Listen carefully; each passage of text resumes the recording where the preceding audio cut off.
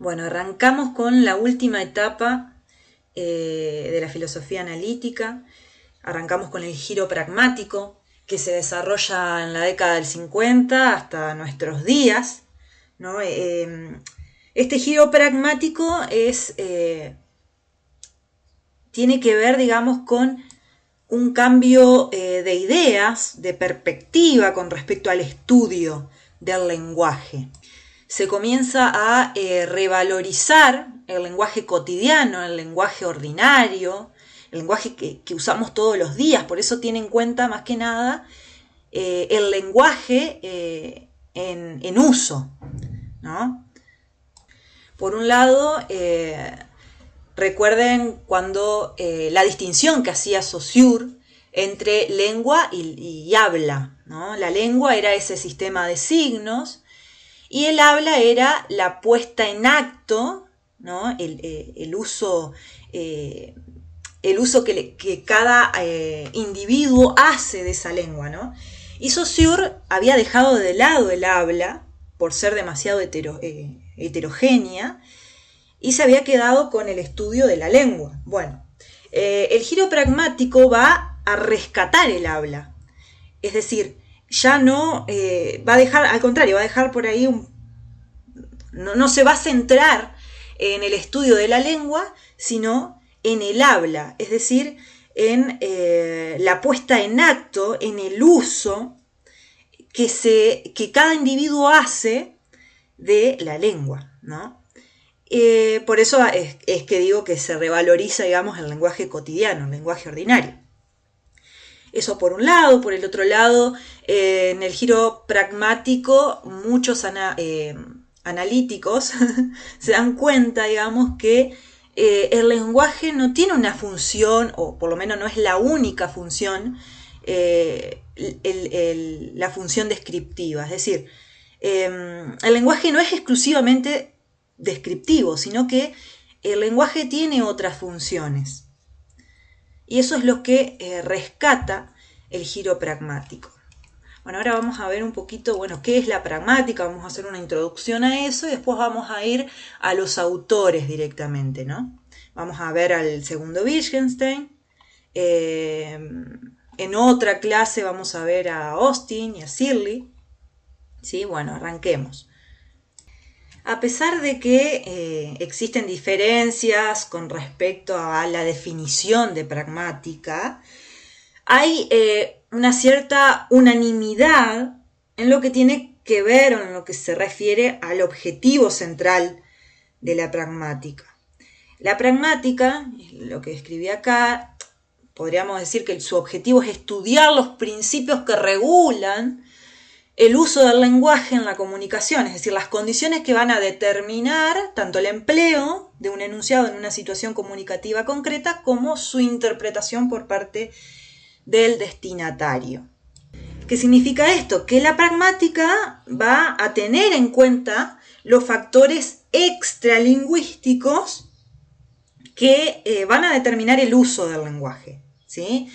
Van a tener en cuenta esto de la situación comunicativa concreta donde tenemos un emisor, un destinatario, una interpretación, las condiciones en las que se da el contexto, las circunstancias, ¿sí?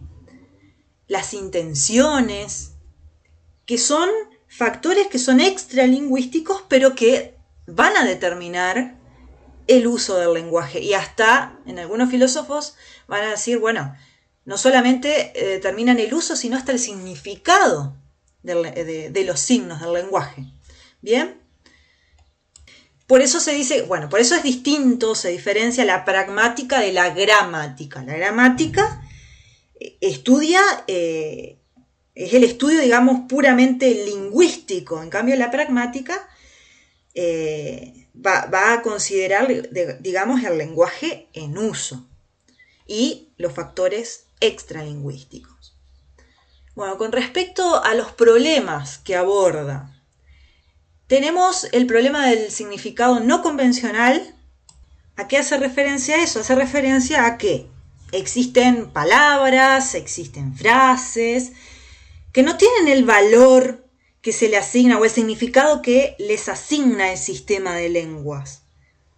Es decir, hay frases, hay palabras que no tienen un significado unívoco, ¿sí? No la usamos como están, como las definiciones en el diccionario, no las interpretamos de manera literal, sino que, bueno, en este caso hace referencia, por ejemplo, a las metáforas. ¿Cuántas veces usamos metáforas en donde el significado que tiene la frase no es el que está asignado por el sistema de la lengua, por el idioma, digamos, por los códigos lingüísticos, sino que tiene otro significado. Lo mismo pasa con las ironías, lo mismo pasa con los chistes, por ejemplo. Es decir, no tienen un significado unívoco, sino que muchas veces el significado va a depender del contexto en que se diga, va a depender hasta de la forma en que se lo diga, los gestos con lo que expresamos, digamos, la frase. El significado va a depender de muchas cosas, o sea que no tiene el significado, las frases, las palabras no van a tener el significado que les asigna el sistema de lenguas solamente, ¿no? O sea, algo no se debe tomar muchas veces las palabras o las frases de forma literal, ¿no? Va a estudiar eso, digamos, uno de los problemas que va a abordar la pragmática. Otro problema que va a abordar la pragmática es la sintaxis y el contexto. Este problema tiene que ver con las construcciones de frases que son relativamente libres. Es decir, en las lenguas existe la posibilidad de construir frases, podemos construir distintas frases, ¿no? Y tenemos la libertad de hacerlo, bueno, cumpliendo, digamos, determinadas normas, determinadas reglas, pero es una construcción libre, ¿no? ¿Qué quiere decir esto? Que podemos expresar de muchas maneras un mismo estado de cosas y que muchas veces esta construcción libre de frases o de oraciones o de discursos va a depender del contexto en que se anuncia y también de las situaciones previas, de los conocimientos previos que tengamos, ¿sí? Bien, otro problema que va a abordar es la referencia y deíxis. Bueno, justamente para poder comprender una frase es necesario poder identificar la referencia, o sea, a qué se refiere en la frase, o sea, identificar los hechos, las situaciones a las que hace referencia la frase. Y para eso es necesario el uso de los deícticos. ¿Qué son los deícticos? Son aquellos elementos de la lengua que se usan para señalar o hacer referencia a algo. Por ejemplo, los pronombres personales, el yo, tú, él, nosotros. Los demostrativos, ese, esta, este, aquella. Los posesivos, mi, su, tuyos, suyos. Los adverbios de lugar, de tiempo, ahora, mañana, después, aquí, allá, ¿sí? Y esto es necesario porque para conseguir una interpretación plena de una frase es necesario conocer la identidad del emisor o del destinatario, conocer las circunstancias del lugar y el tiempo de emisión de la frase. Les doy un ejemplo. Si encuentro en la calle, por ejemplo, ¿no? Voy caminando, encuentro en la calle una nota que dice: nos vemos mañana a las 2 de la tarde en la plaza de siempre. Ahí voy a estar segura de que esa nota no era para mí, porque la encontré en la calle. O sea, la situación, el lugar en donde lo encontré, me hace saber que esa nota no es para mí. Pero si la encuentro, por ejemplo, en mi mesa o en mi carpeta, voy a saber que es para mí. Y ahí voy a tener que ponerme a pensar quién me la envió, si es para mí, o sea, quién me la envió, quién es el emisor, digamos, cuándo es mañana, porque si hacía días que no abría mi carpeta, es más difícil saber cuál es el día de la cita, porque tal vez ya pasó, ¿no? No, tal vez no, pasó la cita, ¿no? Pero, si por ejemplo, desde las 11 hace que estoy mirando la carpeta, y no sé, dejé la carpeta abierta, me fui al kiosco, me fui, no sé, a la casa del vecino, y cuando vuelvo encuentro la nota, voy a saber que la nota es para mí y que la cita es mañana. Y me voy a tener que poner a pensar quién me la envió. Entonces vemos cómo el contexto, el tiempo, el lugar, todo esto determina de alguna manera también la interpretación plena de una frase, ¿no? Bueno, pasemos a los elementos que van a configurar la situación comunicativa. Fíjense que estos elementos son justamente factores extralingüísticos que van a determinar el uso del lenguaje, ¿no? Tenemos componentes materiales, son materiales en cuanto que son entidades objetivas, descriptibles externamente, ¿no? Dentro de estos componentes materiales está el emisor, el destinatario, la situación comunicativa, el enunciado, el entorno o el contexto, ¿sí? Y después tenemos los elementos inmateriales, que se trata de los distintos tipos de relaciones que se establecen entre los primeros, entre los elementos materiales. Dentro de los elementos inmateriales entonces tenemos la información pragmática, la intención, la relación social y la interpretación. Bueno, con respecto a los componentes materiales, arranquemos con el emisor. El emisor entonces es la persona que produce intencionalmente una expresión lingüística en un momento dado, ya sea de manera oral, ya sea de manera escrita, ¿no? El emisor, esto es importante, el emisor es distinto del hablante, porque el hablante posee el conocimiento de una lengua, actualice o no actualice ese conocimiento. O sea, el hablante incluye al emisor, pero también incluye a los que no son emisores, es decir, aquellos que no están haciendo uso activo de la lengua, ¿sí? El emisor es justamente la persona que produce intencionalmente esa expresión lingüística en un momento determinado. O sea, el emisor es el que produce la expresión lingüística en acto, en uso, ¿no? No sé si se entiende. El hablante puede que no haga uso de la lengua, ¿sí? O sea, el emisor es el hablante, pero en acto, haciendo uso de la lengua en un momento determinado. Bien, el destinatario es la persona o las personas al que el emisor dirige su enunciado.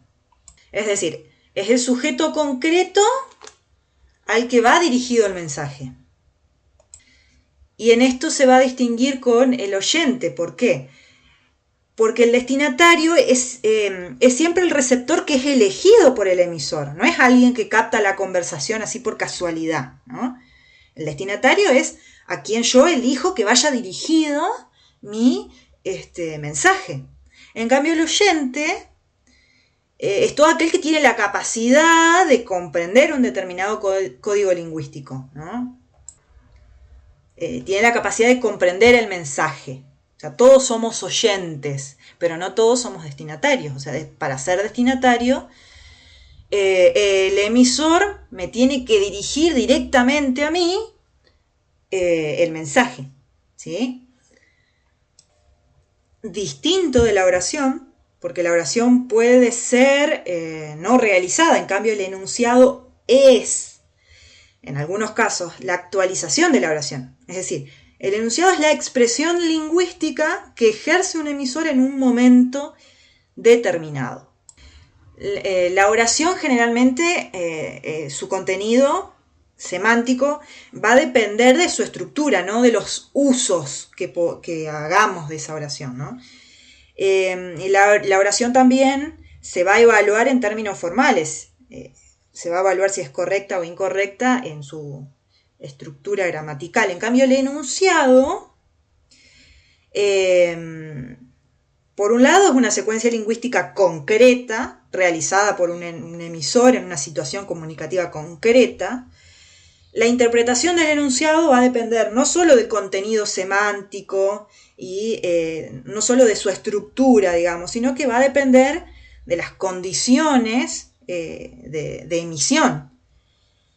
Y el enunciado además se va a evaluar según criterios pragmáticos, no según términos formales. ¿Sí? Hace referencia al contexto físico donde se realiza el enunciado. Es la situación espacio-temporal donde se va a llevar a cabo el acto comunicativo. Digamos, es el contexto físico que rodea la comunicación, ¿no? Tiene que ver con los factores del lugar, de tiempo, ¿sí? Y con todo aquello que, con todas las cosas, con todo el mundo exterior, digamos, que rodea todas las cosas que están a la vista, que conforman ese entorno donde se da una situación comunicativa, que muchas veces va a determinar, digamos, el significado, ¿sí? De una expresión. Si, por ejemplo, no sé,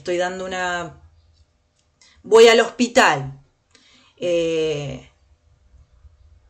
y seguramente algo que en otras circunstancias se tomaría como chiste en el hospital, quizás no.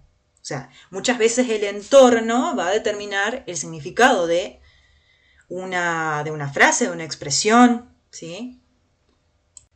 Pasemos ahora a los elementos inmateriales que van a configurar la situación comunicativa.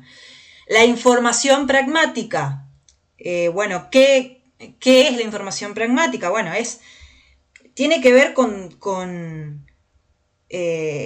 todos los conocimientos, con todas las creencias, los sentimientos, las opiniones, los supuestos que tiene un individuo en un momento cualquiera de la comunicación, de la interacción verbal, ¿no? Es decir, comprende o constituye, digamos, todo lo que es nuestro universo mental, comprende todo nuestro conocimiento, o sea, el conocimiento que tenemos del mundo, de las distintas disciplinas, de la sociedad, de la política, de la cultura, todo nuestro universo mental, eso es la información pragmática, ¿sí? Después tenemos la intención.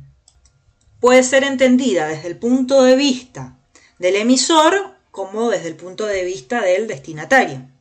Desde el punto de vista del emisor, la intención vendría a ser la finalidad por la que hago uso de las palabras o el silencio para conseguir determinados objetivos, ¿no? Y desde el punto de vista del destinatario, la intención consiste en reconocer la intención del otro, ¿sí? Reconocer la intención del emisor. No sé, por ejemplo, quiero que mi marido se dé cuenta de que estoy enojada, entonces no le hablo en todo el día. Porque, a ver, el silencio también es una forma es un medio indirecto para conseguir determinados objetivos, ¿no? Entonces, en ese caso, mi intención es que a través del silencio el otro reconozca que mi intención es que él se dé cuenta de que estoy enojada, por ejemplo, ¿no? Entonces, la intención, desde el punto de vista del emisor, es la finalidad con la que hago uso de determinadas palabras, de determinados gestos o del silencio, y desde el punto de vista del destinatario va a consistir en el reconocimiento de la intención con la que hace uso el emisor, ¿no? El reconocer la intención del emisor, ¿sí? O cuando usamos indirectas, por ejemplo, tenemos también la intención de que el otro capte esa indirecta, ¿sí? Esa sería la intención, y desde el punto de vista del emisor. Desde el punto de vista del destinatario es poder interpretar correctamente esa indirecta y poder reconocer de esa manera nuestra intención. Bien, con respecto a la relación social, hace referencia al grado de relación que se establece entre el emisor y el destinatario. O sea, el emisor a la hora de construir el enunciado para su destinatario tiene que tener en cuenta qué tipo de relación social tiene con el destinatario. No es lo mismo, por ejemplo, que yo como emisor construya un enunciado para mis amigos, que tenga que construir un enunciado para una entrevista de trabajo, por ejemplo. Es distinto porque la relación entre el emisor y el destinatario son diferentes. En el primer caso tengo una relación de amistad. En el otro caso es una relación laboral, si se quiere, ¿no? Bien. Con respecto a la interpretación, entre el emisor y el destinatario se va a establecer una relación multívoca con respecto al enunciado que se emitió. Es decir, muchas veces un enunciado puede tener multiplicidad de interpretaciones o puede ser interpretado de distintas maneras. Entonces, esa relación, ¿no? Entre el emisor y el destinatario con respecto a la interpretación muchas veces se puede ver reflejado, por ejemplo, en una pregunta. ¿Qué me quisiste decir con tal cosa? ¿O qué me quisiste decir el otro día cuando me dijiste tal cosa, cuando me preguntaste tal cosa, etcétera, ¿no? Cuando por ahí el enunciado no sabemos si lo interpretamos bien o no, ¿no? Se establece esa relación, una relación multívoca entre el destinatario y el emisor, que se va a ver reflejado en distintas preguntas, por ejemplo. Justamente estas, ¿qué me quisiste decir? ¿Cuándo dijiste tal y cual cosa? No entendí qué quisiste decir, etcétera. Bueno, ya hicimos una introducción bastante larga, me parece. Así que ahora pasemos directamente con el segundo Wittgenstein, que fue como el precursor de este giro lingüístico dentro de la filosofía analítica, ¿no? A un giro pragmático.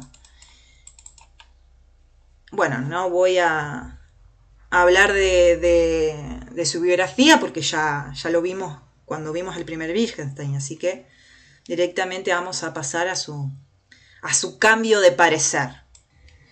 Bueno, una vez que Wittgenstein concluyó su Tractatus, él se convenció de que ya había dicho todo lo que tenía que decir. Entonces abandona la filosofía.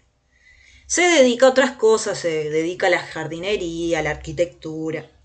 Pero bueno, en 1929 se reincorpora en la Universidad de Cambridge, o sea, vuelve, porque bueno, se ve que después del tiempito que se tomó, se sintió insatisfecho por las teorías que había expuesto anteriormente en el Tratado Lógico y en el Tratado Lógico Filosófico, y cuando regresa de su periodo de transición, elabora una nueva teoría del lenguaje que se expresó en esta segunda obra, que son las investigaciones filosóficas, que vamos a ir viendo a lo largo de la clase, que es una concepción del lenguaje que tiene carácter pluralista y pragmática, ¿sí? Bien.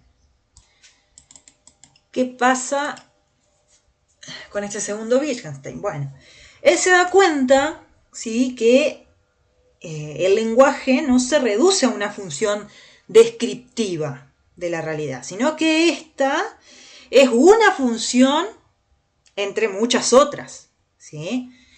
Y además va a decir que el significado de una palabra o de una proposición va a depender del uso que hagamos de esa palabra o de esa proposición.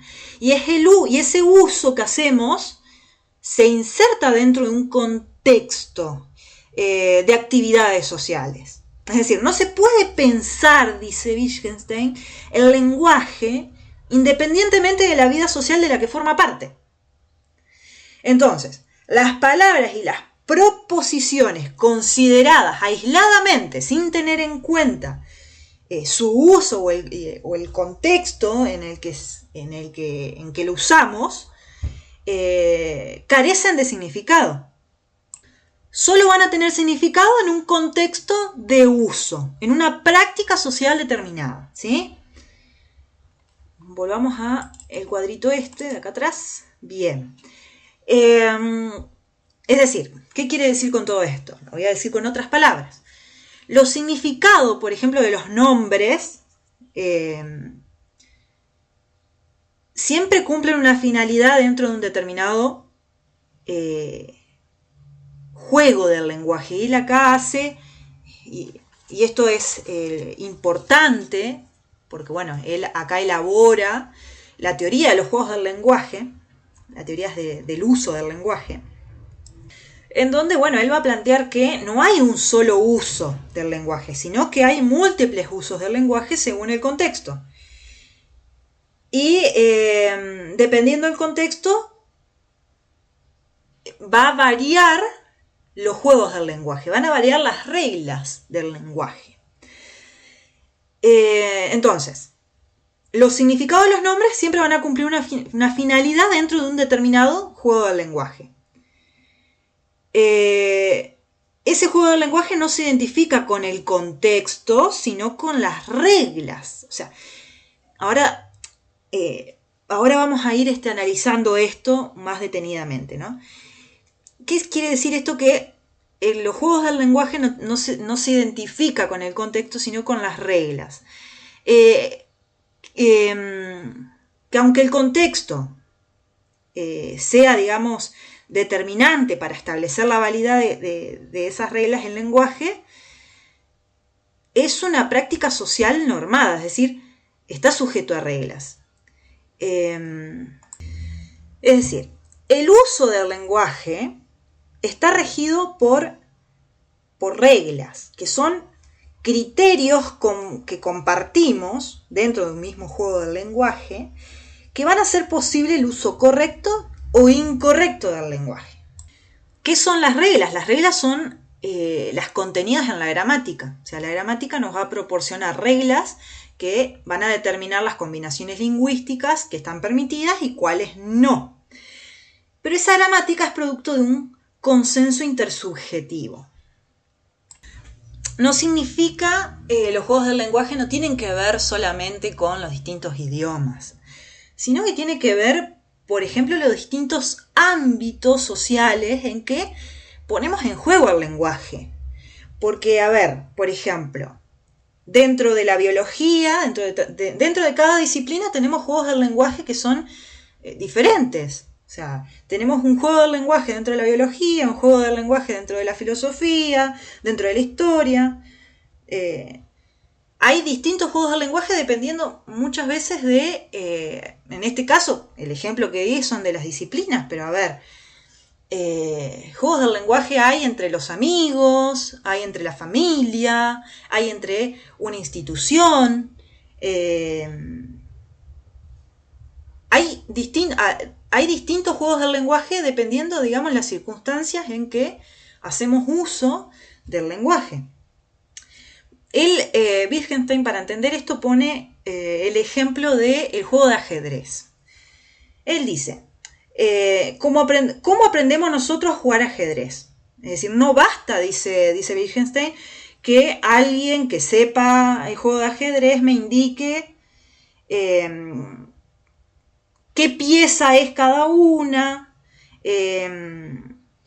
O sea, por ejemplo, no basta con que me diga una persona que sepa jugar ajedrez, esta es la reina, este es el rey, este es el peón, este es el caballo, etcétera, ¿no?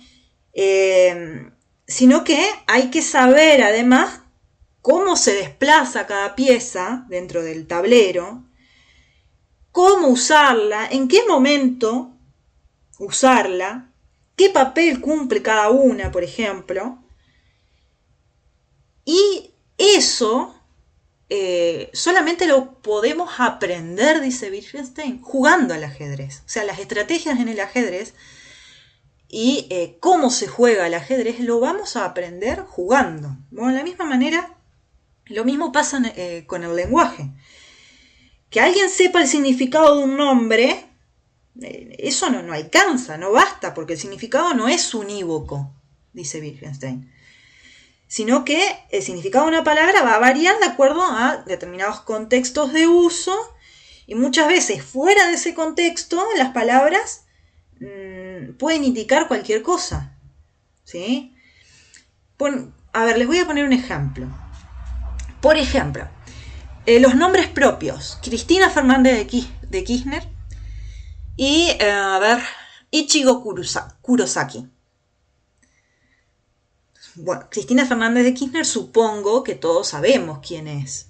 Ahora, Ichigo Kurosaki, el significado de esa palabra, de ese nombre, solamente, o sea, ese nombre, Ichigo Kurosaki, solamente va a tener significado para alguien que juega los juegos del lenguaje que tiene que ver con el anime. Ichigo Kurosaki es un personaje ficticio del anime, de un anime que se llama Bleach. Pero solamente sabría de quién estoy hablando personas que están en ese ámbito del anime. Quizás para ustedes que no ven anime, ese nombre propio no tiene ningún significado. Es decir, que estos nombres propios, Cristina Fernández de Kirchner y Ichigo Kurosaki, fuera de esos juegos del lenguaje, no van a significar nada. Alguien que vive, no sé, en un pueblito aislado de Rusia o de Japón, y tampoco van a saber quién es Cristina Fernández de Kirchner. O sea, para esas personas, ese nombre no tiene significado, ¿sí? Entonces, fuera de los juegos del lenguaje, los nombres no significan nada, no tienen significado. Los nombres van a tener significado siempre dentro de un determinado contexto de uso y dentro de los juegos del lenguaje.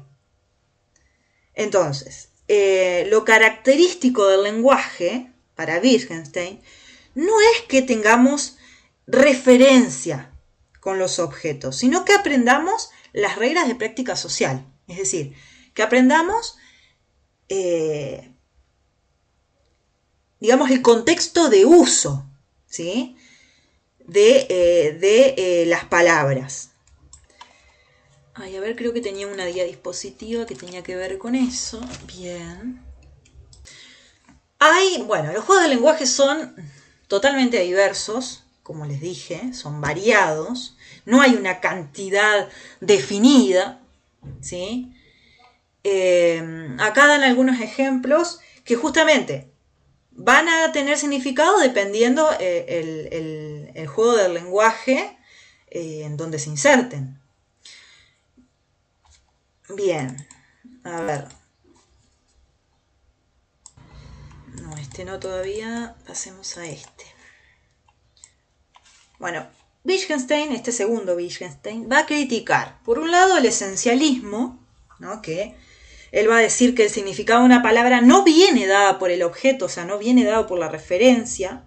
La referencia no es portador de ninguna esencia, el significado no viene dado por el objeto, por la referencia, porque, bueno, no hay esencia, ¿sí?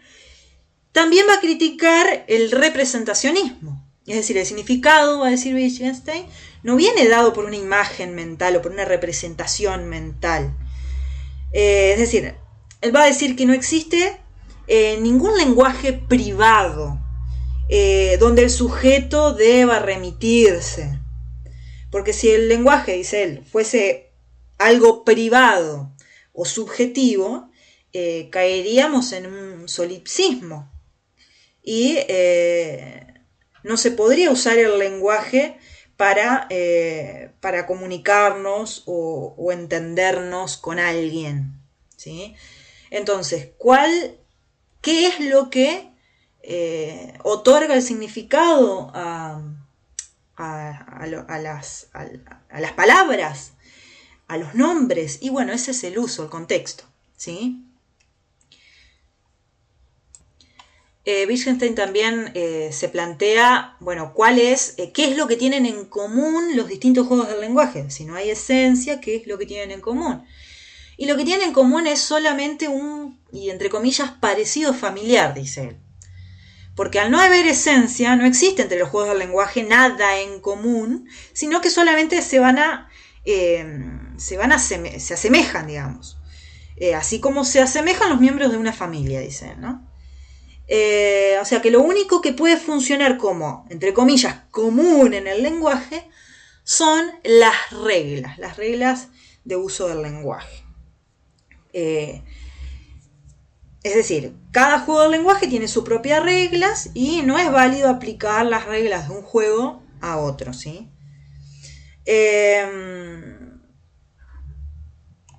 Las reglas del lenguaje van a determinar también el uso correcto o incorrecto del juego del lenguaje.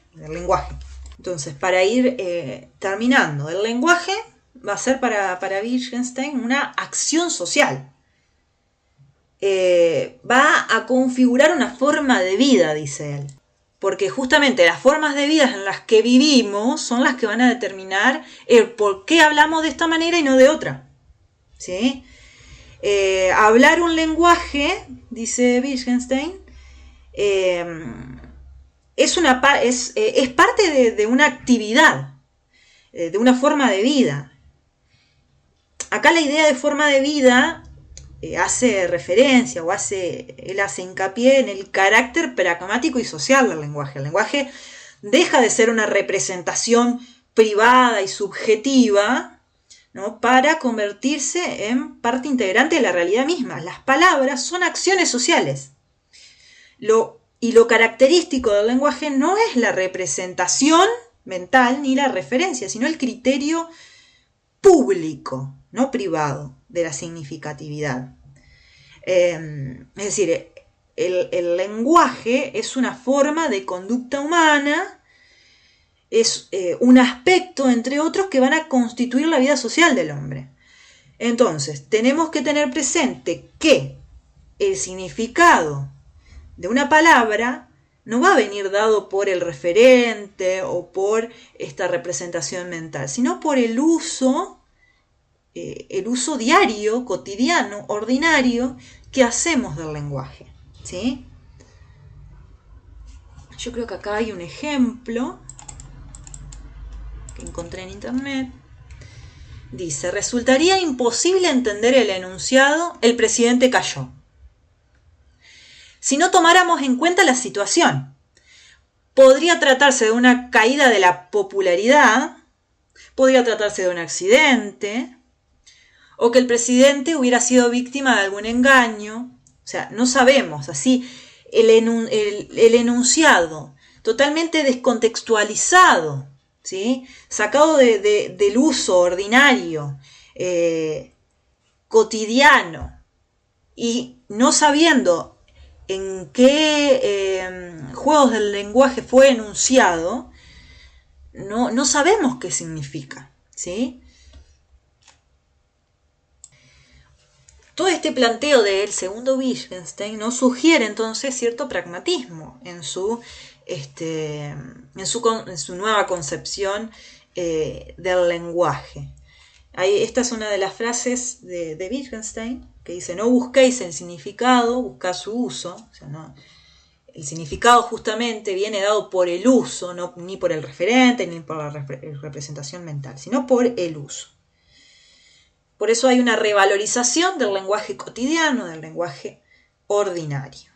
Y bueno, esto obviamente este segundo Wittgenstein fue el propulsor del giro lingüístico pragmático que después se va a dar en importantes autores como Austin y Searle, que veremos la próxima clase.